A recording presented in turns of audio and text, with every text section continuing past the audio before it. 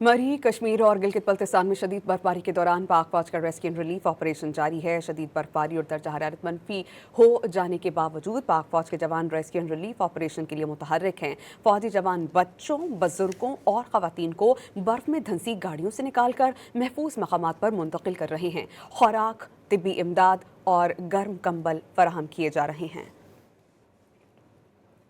मरी कश्मीर और गिलगित बल्तिस्तान में शदीद बर्फबारी के दौरान पाक फौज का रेस्क्यू एंड रिलीफ ऑपरेशन जारी है। शदीद बर्फबारी और दर्जा हरारत मनफी हो जाने के बावजूद पाक फौज के जवान रेस्क्यू एंड रिलीफ ऑपरेशन के लिए मुतहर्रिक हैं।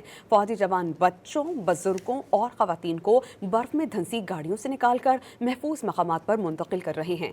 खुराक, तिब्बी इमदाद और गर्म कंबल फराहम किए जा रहे हैं।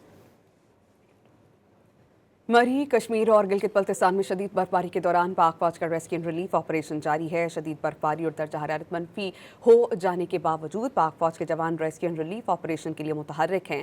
फौजी जवान बच्चों, बुजुर्गों और खवातीन को बर्फ में धंसी गाड़ियों से निकालकर महफूज मकामात पर मुंतकिल कर रहे हैं। खुराक, तिब्बी इमदाद और गर्म कंबल फराहम किए जा रहे हैं।